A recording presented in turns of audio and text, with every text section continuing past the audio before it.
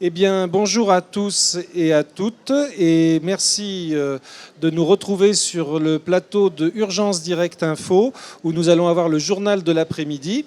Aujourd'hui, nous avons la joie d'accueillir plusieurs de nos collègues, et je vais passer la parole au docteur Maurice Raphaël, et je te laisse présenter nos invités.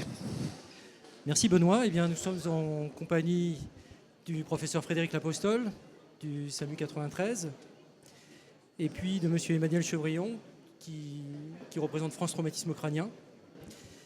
On va commencer avec Frédéric. Frédéric, on t'a invité pour parler des problèmes des NACO, qui sont des médicaments qui commencent à poser de plus en plus de problèmes aux urgentistes, sans doute parce que ce sont des médicaments qui font peur, sans doute parce que aussi ce sont des médicaments qui ne sont pas très bien connus. Quel message tu pourrais donner aux urgentistes concernant ces NACO? Alors le premier message, c'est de ne plus les appeler NACO. Parce qu'on n'est pas éternellement nouveau, comme on n'est pas éternellement jeune. Donc il s'appelle anticoagulant oraux direct.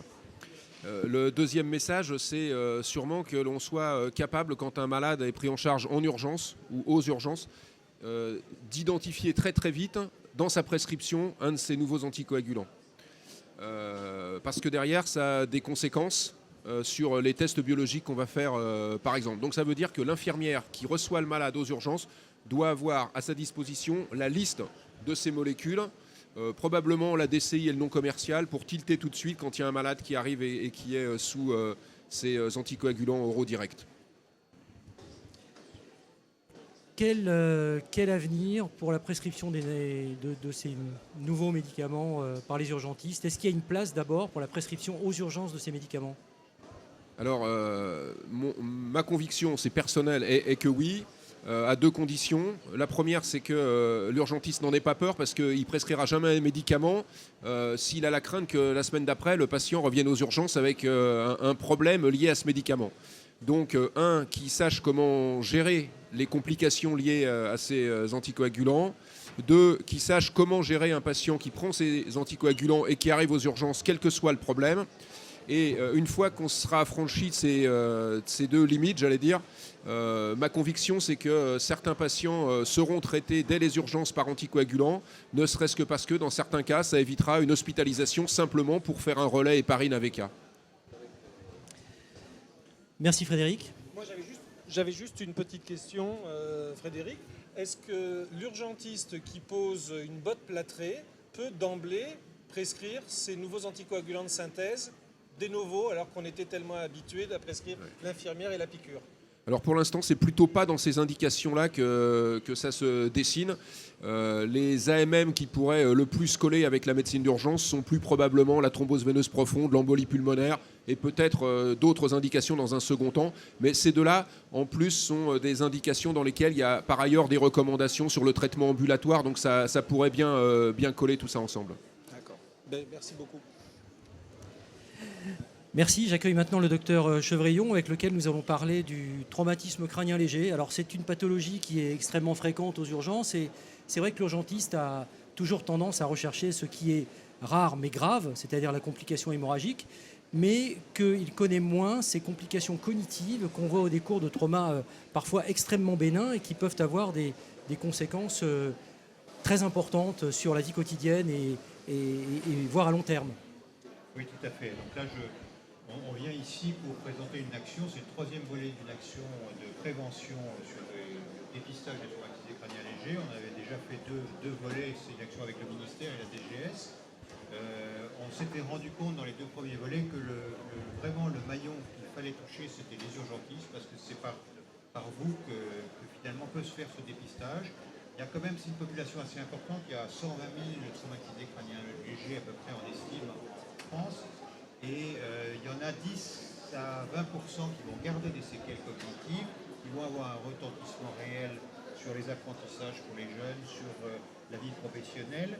Et ces gens qui vont garder ces séquelles, ça va se chronicifier si jamais on ne les dépiste pas. Donc l'idée, c'est de dire, vous les voyez au départ, comment arriver à mettre en place quelque chose qui vous permette de les dépister et ensuite de leur dire il faut revenir si vous avez des symptômes et de les orienter vers un médecin de rééducation ou un neurologue qui pourra ensuite les prendre en charge et leur proposer un suivi. On a démontré que le suivi diminuait considérablement les séquelles et limitait la chronicisation. C'est une population quand même très importante de l'ordre des Parkinsoniens en fait. Donc, même si c'est pas pour vous urgent comme une hémorragie ou un trauma crânien grave, en fait c'est un retentissement et ça met beaucoup de gens effectivement en arrêt de travail à long terme. C'est vraiment important. Donc on avait proposé, on a fait dans une expérimentation, un premier travail où vous aviez participé, je me rappelle très bien, des plaquettes qui sont destinées à l'urgentiste, aux médecins généralistes, à la OBC, à l'enfant.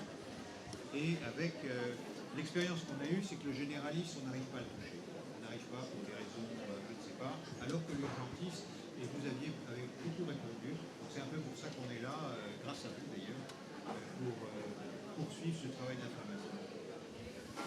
Oui, alors voilà, la question essentielle, c'est de sensibiliser les urgentistes parce que c'est ce qui se passe après les urgences et que finalement, une fois qu'on a éliminé la gravité, peu de gens savent qu'il faut ensuite pouvoir prévenir ces patients.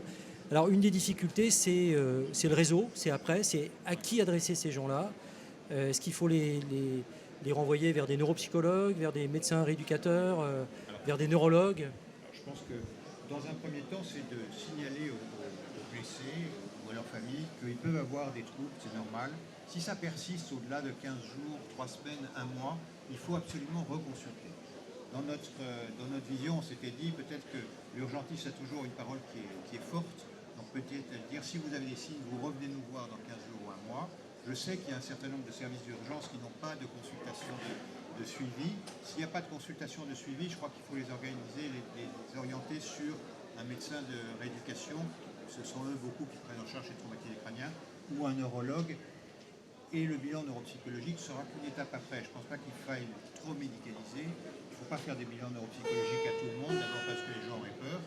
Il faut le faire seulement à ceux qui ont des signes dont on peut se dire celui-là, il a quand même des séquelles et on pourra l'aider. Merci, docteur Chevrillon, pour ces informations essentielles. Benoît ? En fait, je pense qu'il n'y a plus de micro.